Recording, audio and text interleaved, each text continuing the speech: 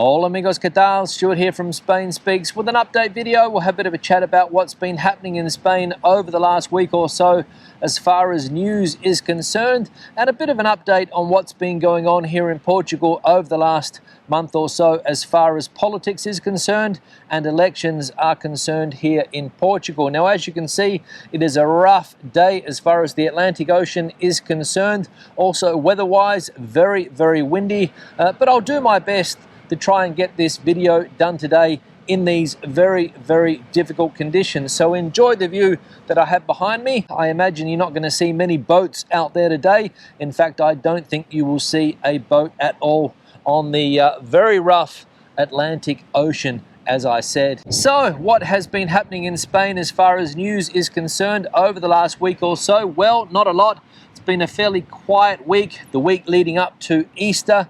Lots of people in Spain take the whole week off. It is school holidays, so people not working, kids not going to school, and people trying to get away from it all. And that's why it's a quiet week as far as news is concerned, as I said. But there have been some stories around, for example, one about Luis Rubiales, the former head of the Spanish Football Association.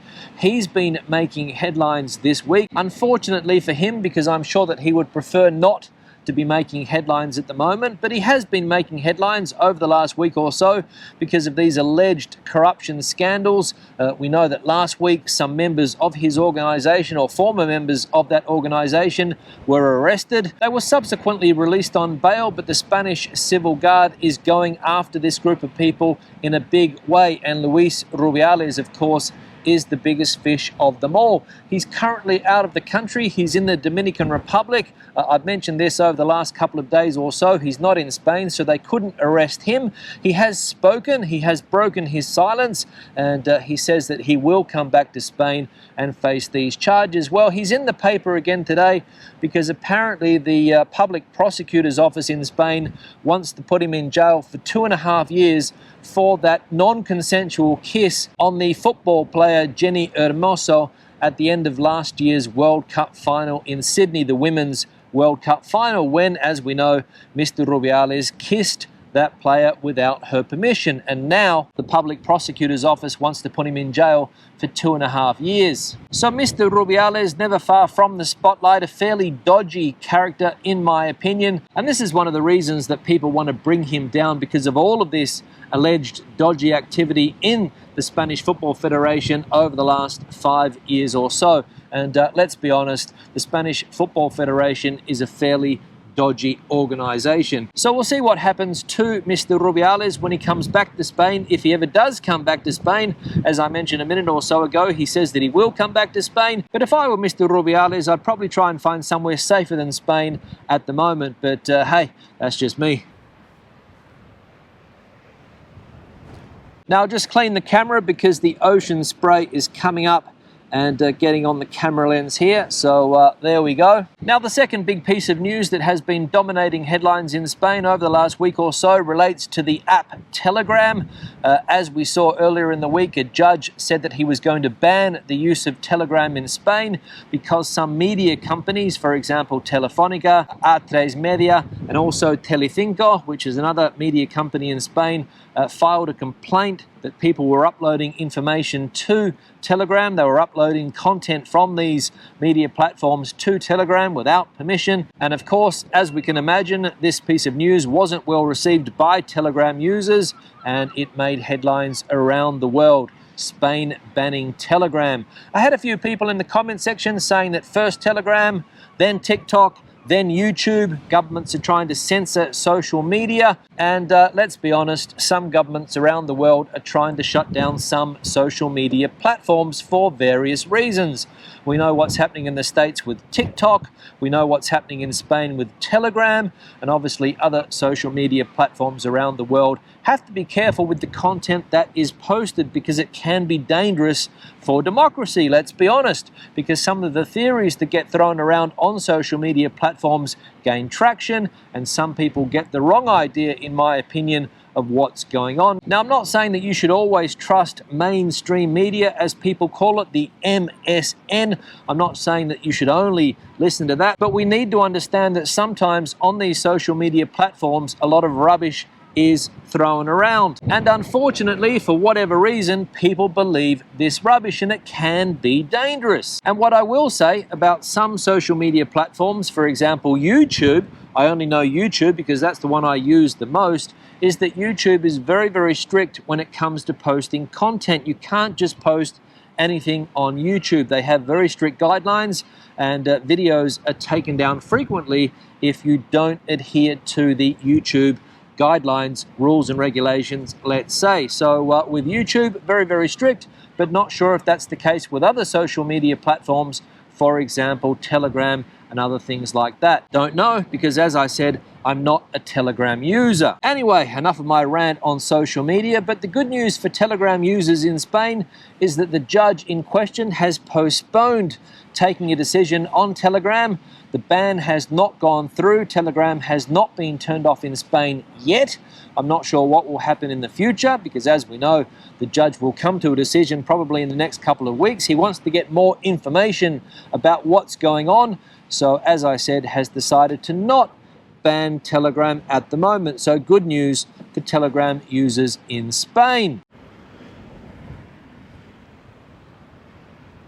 Now, another article that has caught my attention in the press this week about Spain is this article here from CNN Travel, and it says Spain's siestas and late nights lifestyle is making some people unhappy. Here's why. And it's an interesting article that talks about timetables in Spain, how Spanish days seem to be very, very long, especially for people working in certain sectors, bars and restaurants, for example. They have very, very long days, and obviously it's related to some comments that were made by Labour Minister Yolanda Díaz around 3 weeks ago, when she said that she wanted to try to change Spain's late night culture. So as I said, a very interesting article. And basically this is one of the debates that's going on in Spain at the moment, and it's also become political because both political parties have opposing opinions on this matter. For example, in Madrid, the Madrid Premier, Ms. Díaz Ayuso, wants Spain to have a vibrant nightlife. She wants places to stay open late. But the Labour Minister, Ms. Díaz, who belongs to the Sumar party on the left side of politics in Spain, wants to try to change that. And the article goes into detail as to why Spaniards have a different timetable to everyone else. It talks about Franco and the fact that he changed the time zone of Spain back in the 1940s or 1950s or something like that, when he went on to Central European time instead of Greenwich Mean Time, and that is one of the reasons why Spanish timetables are out of whack. It also talks about the siesta in Spain, whether or not it is still popular.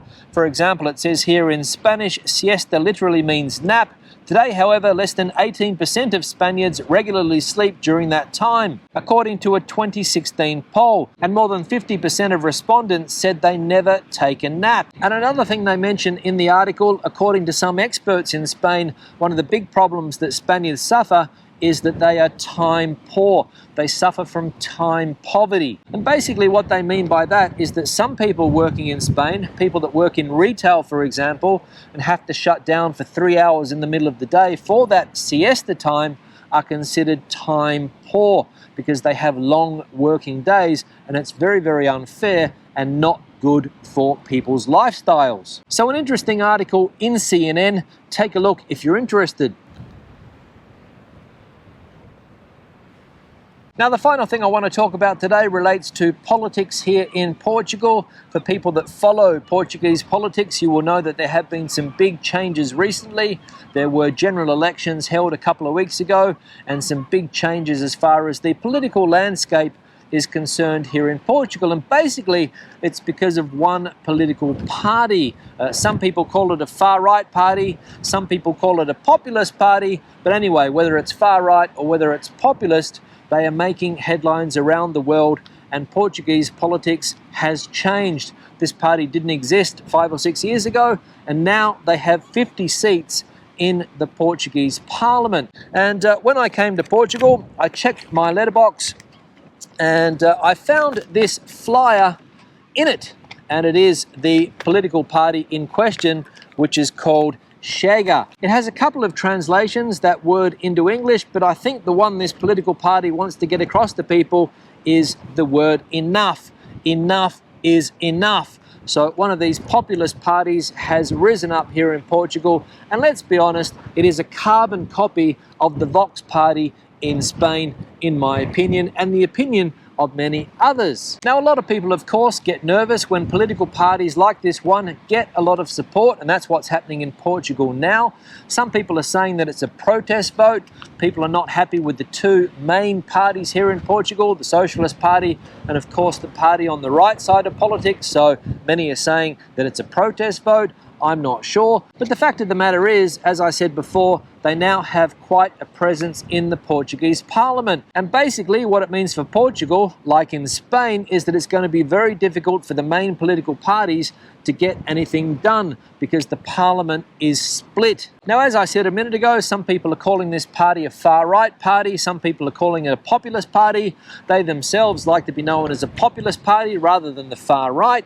But having a look here at what they want for Portugal, I'll let you guys come to your own conclusions. So let's have a look at this party's political program. And point number one is clean up corruption in Portugal. Obviously sick of the amount of corruption that's going on at the top level.